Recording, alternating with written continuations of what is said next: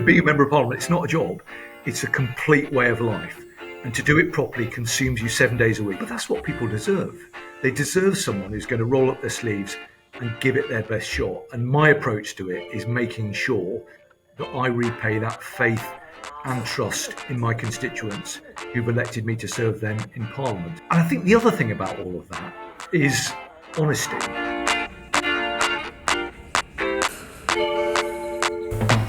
Well, it was quite challenging, particularly at the early point of the pandemic. I mean, I remember having really difficult conversations with senior police officers, with senior people in the NHS, about whether the system potentially was going to be able to cope with what was coming. Conversations with police officers about whether they would physically have enough people to maintain law and order. Difficult conversations with the local hospital about whether there could be enough people in ICU. And for the first time in my life, I guess, really, you kind of genuinely are fearful about the sort of circumstances that you're operating in, given the sort of the unique nature of the threat that we were dealing with at that particular time. I mean, what I tried to do, and it will be for others to judge whether it was successful or not, was invest in my team this sort of sense that what we were doing was really important, that it was making a difference. There was a massive economic crisis that went alongside the sort of health crisis that came from the pandemic. Businesses were under massive pressure. People were being furloughed and losing their job. The economic stability that we tried to achieve within our region was a really important part of the work that we were trying to do. So what I tried to do was convey to people that actually the role that they were fulfilling was seriously important, and that this was a moment for us as public servants to step up to the plate and fulfill the commitments that I'd made as mayor to serving the public. Now, I think almost without exception, my team did that, and they kind of embraced that opportunity to get stuff done under difficult circumstances. It really annoys me when politicians talk about the blob is this kind of expression that people use. There's been quite a lot of criticism recently of civil servants, politicians blaming civil servants for things not going wrong. I think that is really the wrong approach. As a politician, ultimately, you have to take responsibility. If things go well, that is a credit to you. But if they go badly, you have to shoulder that responsibility for yourself. And I'm really proud that my relatively small team, who were under massive pressure during the pandemic, stepped up to the plate, worked hard, and we did the very best that we could for the people that we represent. Again, a bit not on our plan, Dan, but I'd like to talk about integrity. So what's coming through hugely to me from how you talk about how you lead, the culture that you want to build, what you want to role model is integrity matters enormously to you. We're not a political podcast, by the way, in any way, but my perception of politics is it can be, for actually quite good reasons, quite hard to maintain your integrity. There's lots of choices have to be made. You have to be part of a team. You might not always agree with everything that you're required to go along with. How do you strive? What does it look like for you striving to keep your integrity whole as you do the tricky work of politics? What's that like? Well, let me firstly say that whilst there have been some pretty massive lapses when it comes to integrity from... Yeah, I'm not thinking about those. Those are the easy ones to avoid, right? Yeah, they should be. But I think it's important to counterbalance that by saying there's a lot of good people who step forward to serve in politics. It doesn't necessarily make the news, and if you turn the TV on, what you will likely see coming out the House of Commons is the confrontation across the dispatch box. Now, that's not criticism of the media. I understand why they want to show that particular element of the work that we do in Parliament. But the truth of the matter is that much of what we do is on a cross-party basis. I've worked very closely with a number of politicians on the other side of the House.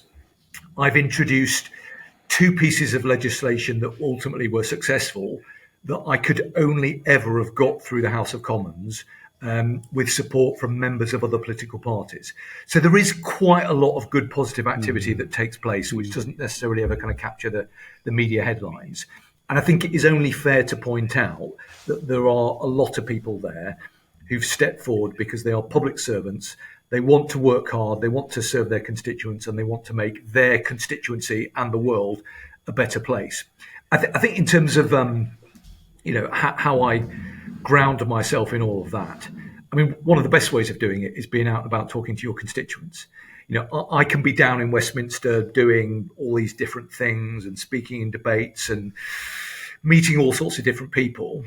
But when I get back off the train in Barnsley on a Friday or a Thursday or whenever it is, I'm the local MP and people want to see me and they want to talk to me about what's important to them, which may well not be what I've been doing down in Parliament with some of the kind of meetings and some of the contributions to debates I've had. So your constituents and your constituency is a very good grounding. And I'm incredibly grateful to my constituents. They've elected me on numerous occasions, even when they had reasons not to elect me because my party wasn't particularly popular at that particular moment. But they've invested their faith and trust in me as their local representative. Now, I think I owe it to them to treat that faith with the seriousness that it deserves. And that's why, and it comes at some cost, being a member of Parliament, it's not a job, it's a complete way of life. And to do it properly consumes you 7 days a week. I'll be working Saturday, I've got stuff on Sunday, every bank holiday I'm doing sort of things out and about. It is a busy, all-encompassing role. But that's what people deserve. They deserve someone who's going to roll up their sleeves and give it their best shot. And my approach to it is making sure that I repay that faith and trust in my constituents who've elected me to serve them in Parliament. And I think the other thing about all of that is honesty.